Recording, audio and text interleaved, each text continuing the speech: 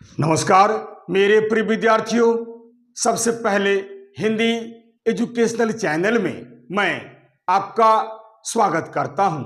आज मैं आपके समक्ष हिंदी साहित्य के श्रेष्ठ निबंधकार डॉक्टर विद्यानिवास मिश्र जी का सामान्य साहित्यिक परिचय आपके सामने प्रस्तुत करना चाहता हूं। इसे आप ध्यान देकर सुनने की कोशिश कीजिएगा। विद्यानिवास मिश्र जी का सामान्य साहित्यिक जीवन परिचय।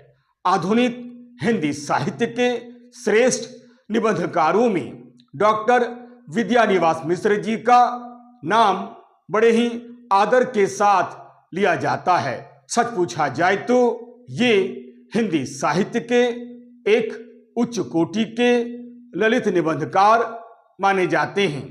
इसके साथ ही साथ ये संस्कृत के विद्वान, जाने माने भाषाविद तथा एक सफल संपादक भी रहे हैं।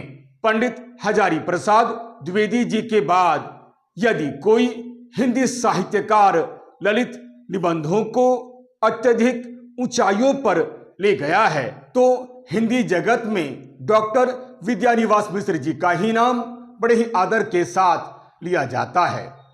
कहने का अर्थ यह है कि डॉक्टर हजारी प्रसाद द्विवेदी जी के बाद ललित निबंधकारों में पंडित विद्यानिवास मिश्र जी अग्रगण्य रहे हैं। जीवन परिचय, शिक्षा और व्यक्तिगत जीवन। पंडित विद्यानिवास मिश्र का जन्म 14 जनवरी 1926 ईस्वी को उत्तर प्रदेश के गोरखपुर जिले के पकड़ीहा नामक गांव में हुआ था। इन्होंने वाराणसी और गोरखपुर में ही शिक्षा प्राप्त की थी।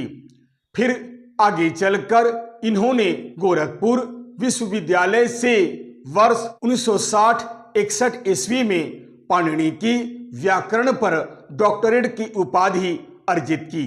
यही नहीं, इन्होंने अमेरिका के बर्कले विश्वविद्यालय में भी शोध कार्य किया तथा वर्ष 1967-68 ईस्वी में वाशिंगटन विश्वविद्यालय में अध्येता भी रहे थे।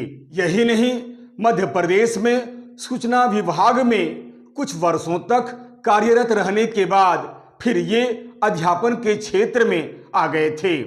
कर्म क्षेत्र, ये 1968 से लेकर 1977 ईस्वी तक वाराणसी के संपूर्णानंद संस्कृत विश्वविद्यालय में एक अध्यापक का भी कार्य किए। यही नहीं, कुछ वर्षों बाद ये इसी विश्वविद्यालय के कुलपति भी रहे।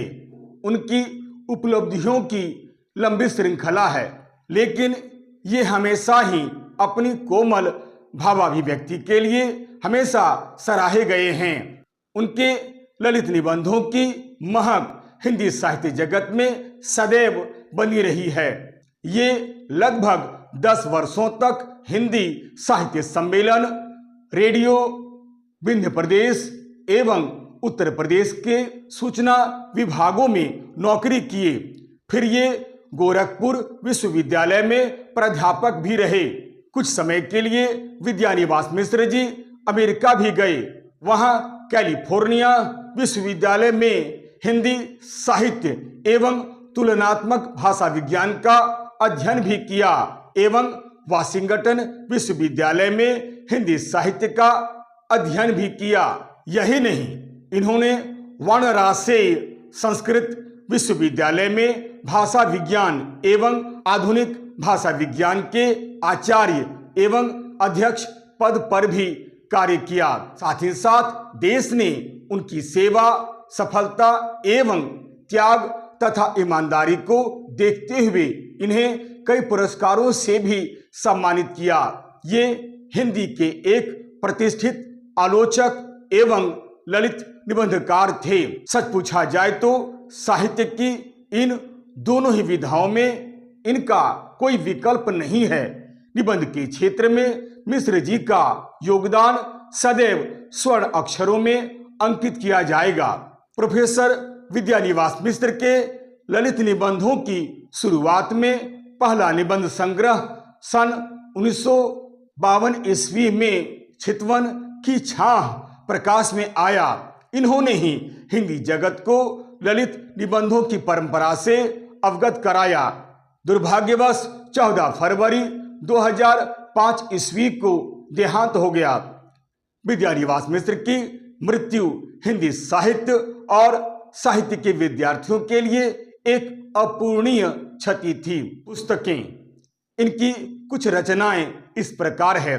श्री विद्यानिवास मिश्र की हिंदी और अंग्रेजी में 2 दर्जन से भी अधिक पुस्तकें अब तक प्रकाशित हो चुकी है। इसमें महाभारत का काव्यार्थ और भारतीय भाषा दर्शन की पीठिका प्रमुख है। ललित निबंधों में तुम चंदन हम पानी, सन 1957 ईस्वी में बसंत आ गया पर कोई उत्कंठा नहीं, सन 1972 ईस्वी और शोध ग्रंथों में हिंदी की शब्द संपदा चर्चित कृतियां हैं।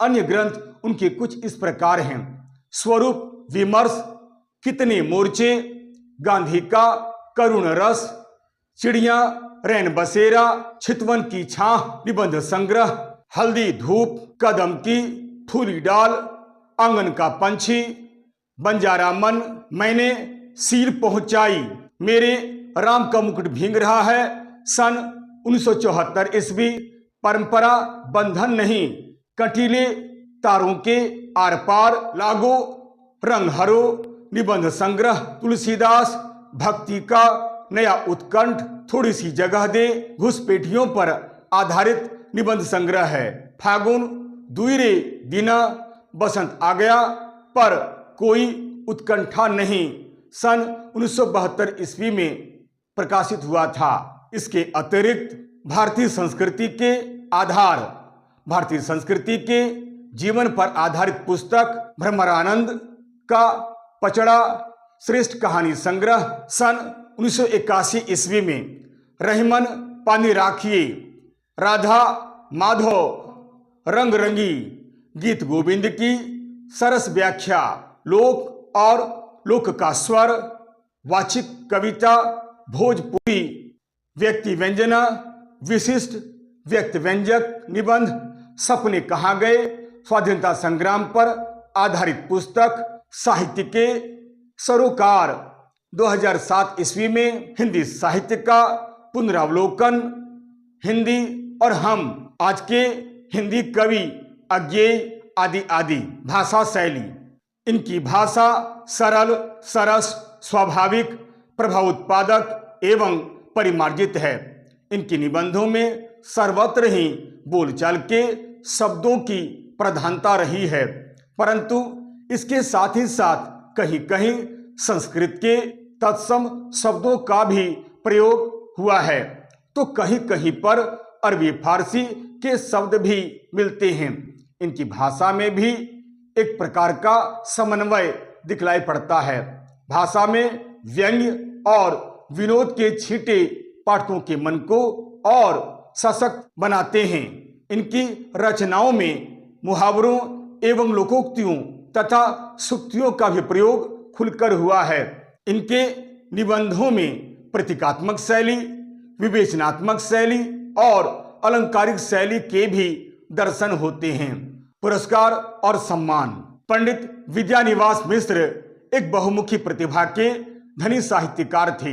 यही कारण है कि उन्हें सन 1999 ईस्वी में भारत सरकार की ओर से साहित्य एवं शिक्षा के क्षेत्र में अभूतपूर्व योगदान देने के कारण इन्हें पद्म भूषण सम्मान से भी सम्मानित किया गया था। यही नहीं, इन्हें पद्मश्री सन 1988 ईस्वी में, मूर्ति देवी पुरस्कार सन 1989 ईस्वी में, विश्व भारती सम्मान सन 1996 ईस्वी में, साहित्य अकादमी का महत्तर सदस्यता सम्मान सन 1996 ईस्वी में, मंगला प्रसाद पारितोषिक सम्मान 2000 ईस्वी में। यही नहीं, प्रज्ञा पुरस्कार सम्मान, शंकर सम्मान आदि आदि कई पुरस्कारों से इन्हें नवाजा गया। इस तरह हम देखते हैं कि पंडित विद्यानिवास मिश्र शुक्लोत्तर युग के एक श्रेष्ठ निबंधकार हैं। ललित निबंधकारों में इनका नाम बड़े ही आदर के साथ लिया जाता है। ये संस्कृत के उच्च कोटि के विद्वान, जाने माने भाषाविद, हिंदी साहित्यकार एवं एक सफल संपादक भी रहे हैं। पंडित हजारी प्रसाद द्विवेदी के बाद यदि कोई हिंदी साहित्यकार ललित निबंधों को वांछित ऊंचाइयों तक ले गया है तो हिंदी जगत में डॉक्टर विद्यानिवास मिश्र का ही नाम बड़े ही आदर के साथ उल्लेख किया जाता है। आशा करता हूं आप इस वीडियो के माध्यम से पंडित विद्यानिवास मिश्र जी का संपूर्ण परिचय प्राप्त कर लिया होगा। यदि आपको यह वीडियो अच्छा लगता है, समझने योग्य लगता है, तो आप इसे लाइक करें, शेयर करें और तो और सब्सक्राइब करना बिल्कुल नहीं भूलें। तब तक के लिए नमस्कार, धन्यवाद।